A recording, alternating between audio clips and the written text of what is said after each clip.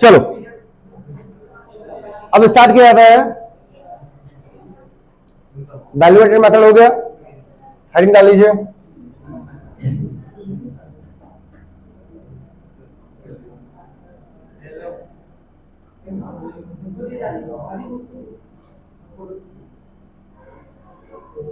Income method, ठीक।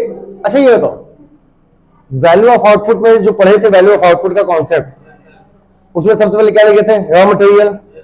उसका factor payment लिखे थे, कितने लिखे थे? अच्छा, कौन कौन सी?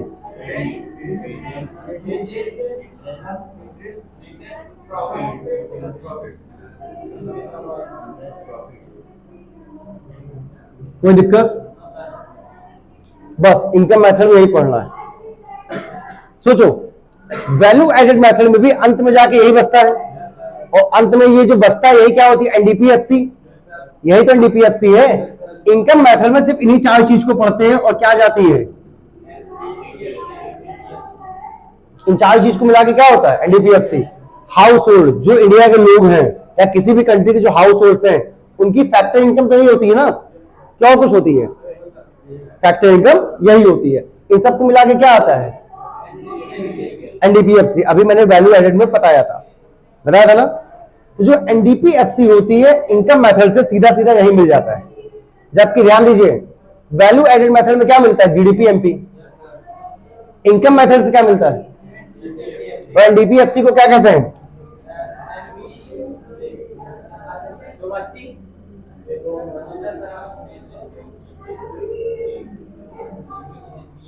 एनडीपीएफसी को क्या कहते हैं? Domestic income. डोमेस्टिक इनकम में क्या जोड़ दे कि नेशनल इनकम बन जाए? Net foreign income from abroad जोड़ती है, क्या बन जाएगा? National income. कोई दिक्कत? नेशनल इनकम का शॉर्ट फॉर्म क्या है? NNPFC, net national product at factor cost. Net national product at factor cost. कोई दिक्कत? कॉन्सेप्ट आ गया समझ में? तो इनकम मेथड हम सिर्फ क्या पढ़ते हैं? इनकम के बारे में पढ़ते हैं, और इन सभी को जोड़ के क्या मिल जाता है? सीधा सीधा एनडीपी एफसी मिल जाती है। यहाँ जीडीपी डीपी का कोई खेल ही नहीं है, सीधा सीधा इनकम जोड़ दो, डोमेस्टिक इनकम मिल गई। डोमेस्टिक इनकम में फॉरेन से आई इनकम जोड़ दो, नेशनल इनकम मिल गई। काम खत्म। कितना आसान चाहिए? नहीं है? आगे बढ़े, चलो अब ध्यान से देखो, इसका इसे हटा दें तो और अच्छे से समझ में आएगा।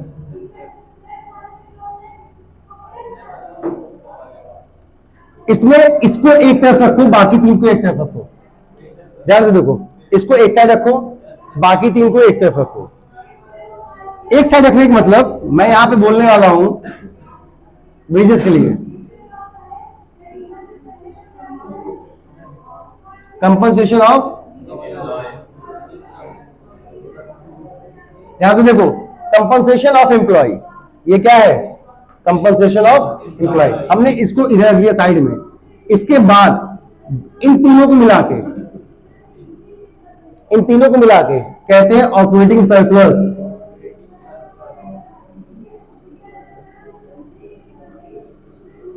क्या कहते हैं? ऑपरेटिंग सरप्लस में क्या क्या आता है? ठीक। लास्ट में क्या आती है? Mix income.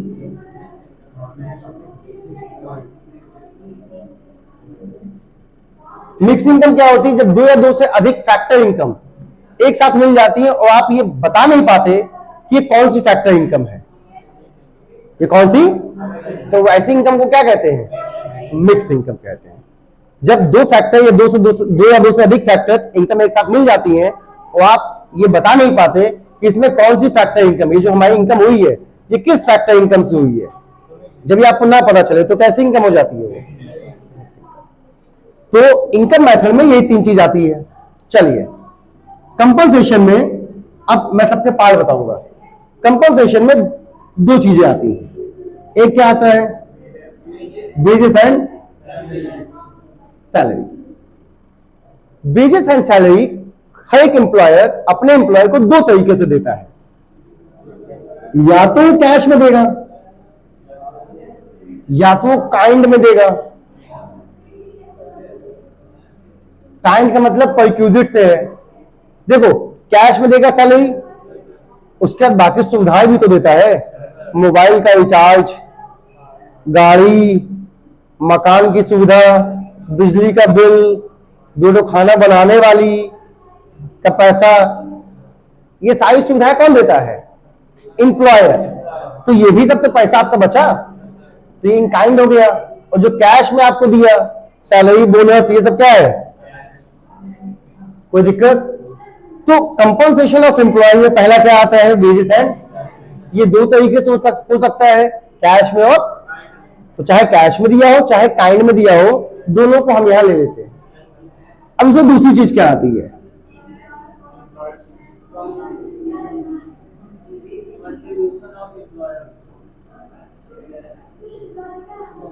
Contribution of employer. कहां पे?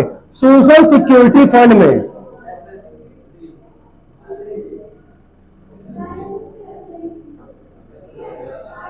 जो एम्प्लॉयर का कंट्रीब्यूशन होता है सोशल सिक्योरिटी, ये से सोशल सिक्योरिटी फंड क्या होता है? जो आपके भविष्य के लिए, एम्प्लॉय के भविष्य के लिए सेफ होता है। एक अकाउंट में पढ़े होंगे एम्प्लॉइज प्रोविडेंट फंड।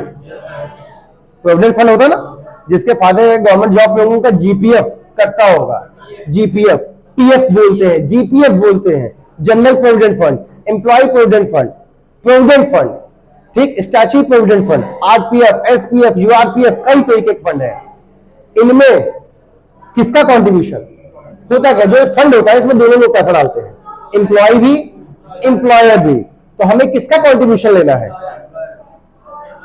एम्प्लॉय का नहीं, क्योंकि एम्प्लॉय का जो पैसा उसकी सैलरी से जाएगा ना, और सैलरी तो हम एक बार ले ही चुके हैं।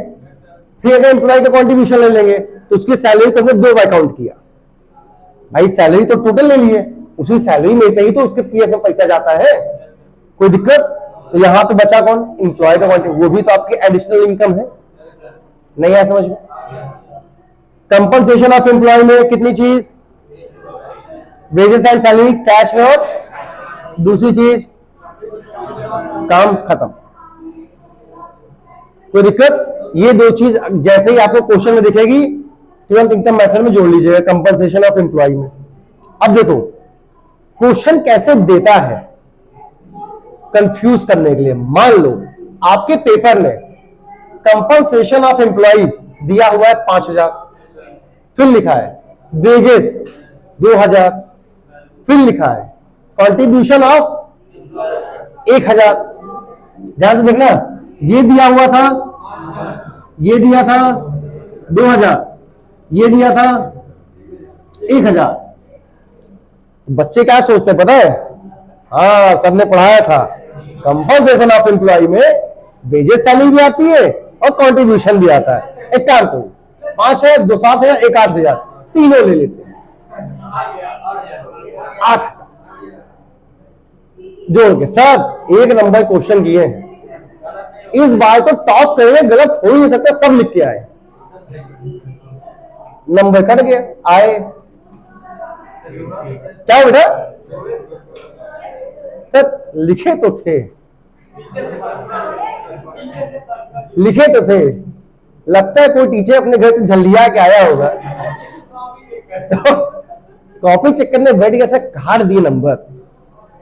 अच्छा, किसी तरह एफर्ट डाल के गए, स्कूटनी निकलवा के कॉपी निकलवा भी लिए, और उनको पता चल गई हाँ गलती आया थी। इतनी छोटी सी मिस्टेक हो गई थी, कुछ तो नंबर देना चाहिए था। हाँ, मतलब सोचिए 1 नंबर नहीं दिए। स्टेप मतलब वो स्टेप मार्किंग पे आते हैं, स्टेप तो मिलना चाहिए था। तो ऐसी गलती मत कीजिएगा। अगर कंपनसेशन ऑफ एम्प्लॉय दिया है तो सिर्फ इसी को लेना है, इसके अलावा जो चीजें दी है उसको छोड़ दीजिएगा। अगर ये नहीं दिया है तब इनको लेना है, इनको जोड़ के क्या बनता है? ये कई बार देखा जाता है पेपर में, हम लोगों ने भी कई बार देखा है, थोड़ा सा कंफ्यूजन के लिए तीनों आइटम डाल दिए और बच्चे क्या कहते हैं, सब जोड़ के आंसर निकाल देते हैं, गलत हो जाएगा। हमेशा क्या लेंगे?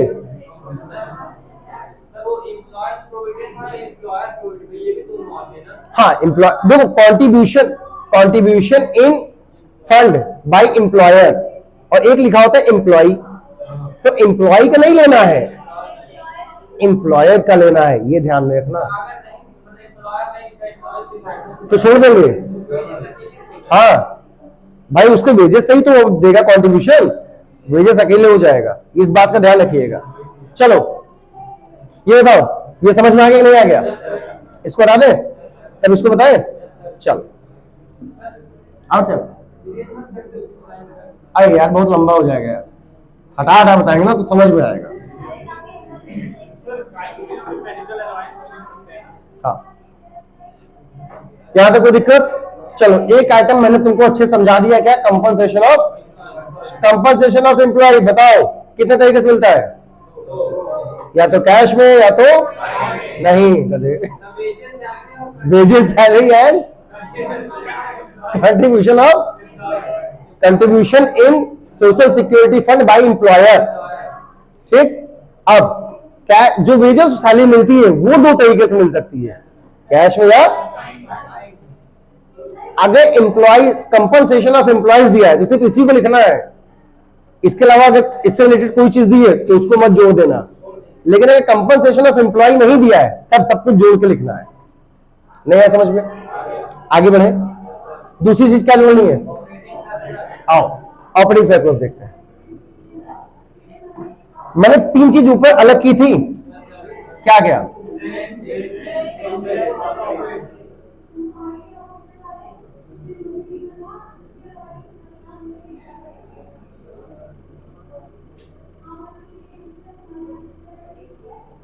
कितनी चीज थी?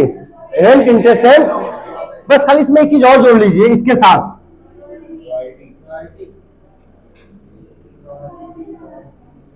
ये दोनों लाइन से ही मिलती है।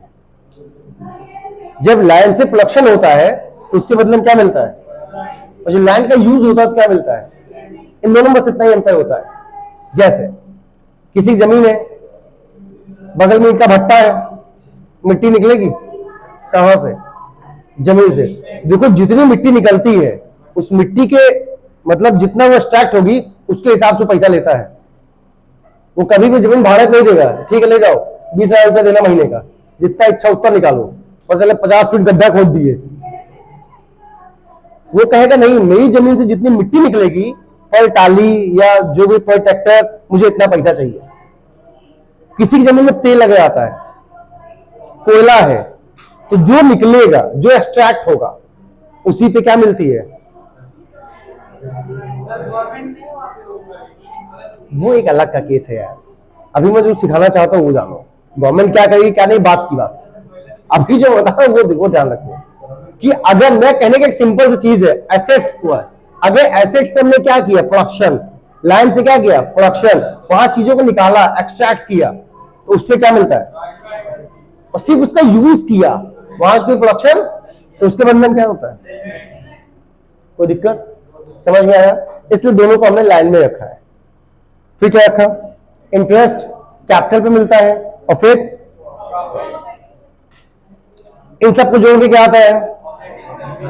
Operating surplus. आगे बढ़े, इन दोनों में कोई दिक्कत? इसमें कोई दिक्कत? मामला कहां फंसता है? प्रॉफिट। देखो ये दो तो सीधे सीधे हैं, ये तीन सीधे सीधे, एंड रॉयल्टी और ये सीधा सीधा दिया होता है। मामला फंसाता है क्या? प्रॉफिट। अब प्रॉफिट को समझो अच्छे से, इसको हटा दे, प्रॉफिट को समझिए अच्छे से। प्रॉफिट क्या है ध्यान से समझो।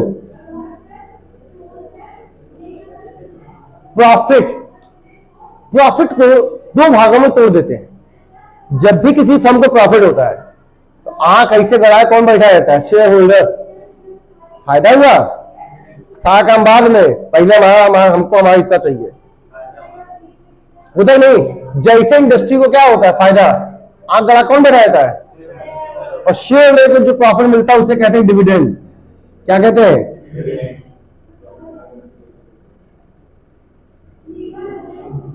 ठीक, चलो फायदा हुआ, जैसे फायदा हुआ कौन बैठा था? बैंक। पहले लाओ हमारा हिस्सा दो, बाकी काम बाद में, जो होगा देखा जाएगा। अब ई तो हम दो बैठे हैं और बाहर एक लोग और बैठे हैं। गवर्नमेंट, अच्छा बेटा प्रॉफिट कमाए हो, टैक्स नहीं दोगे क्या? प्रॉफिट हुआ है, टैक्स नहीं दोगे? ले लो भाई, ये भी कहां से देंगे? कॉर्पोरेट टैक्स हम देते हैं भाई, बिजनेस चल रहा है, धंधा पानी चल रहा है, गवर्नमेंट को टैक्स जाएगा ही, नहीं तो कल ताला लग जाएगा इनकम टैक्स वाला आ गया तो। अब इन दोनों को देने के बाद जो बचा,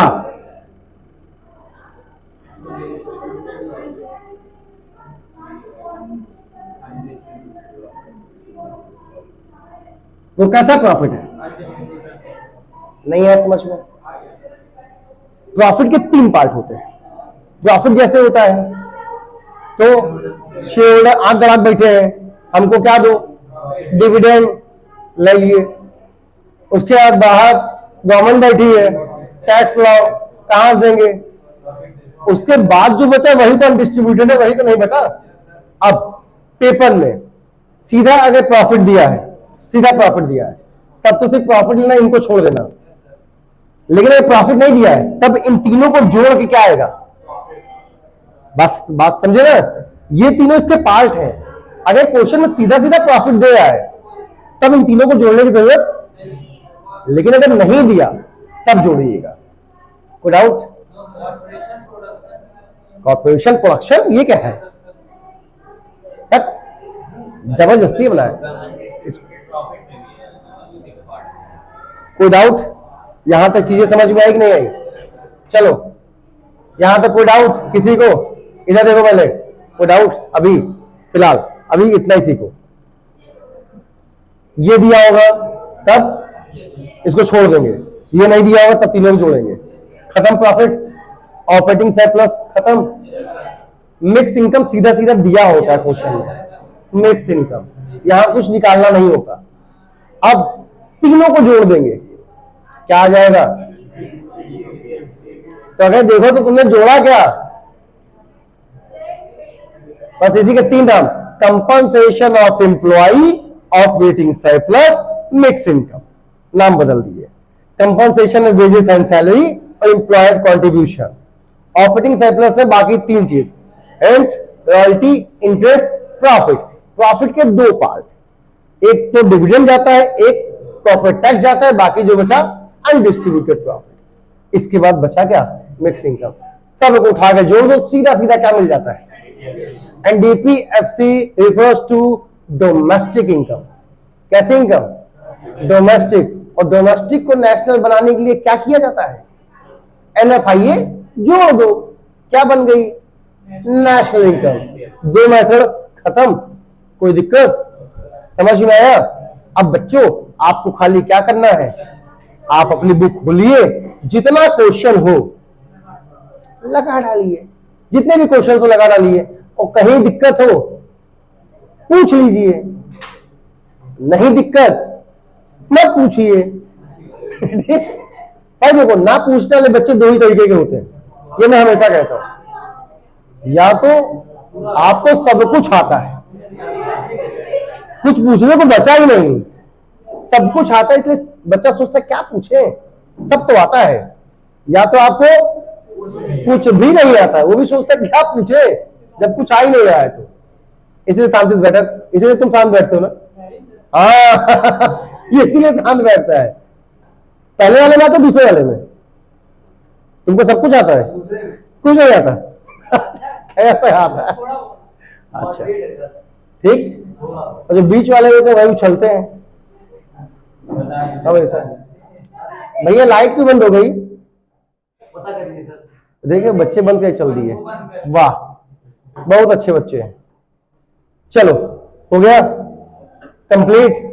कोई दिक्कत? दो मेथड आज कंप्लीट, कल अकाउंटेंसी और उसके बाद जो बचेगा फिर इसके आगे। Thank you class.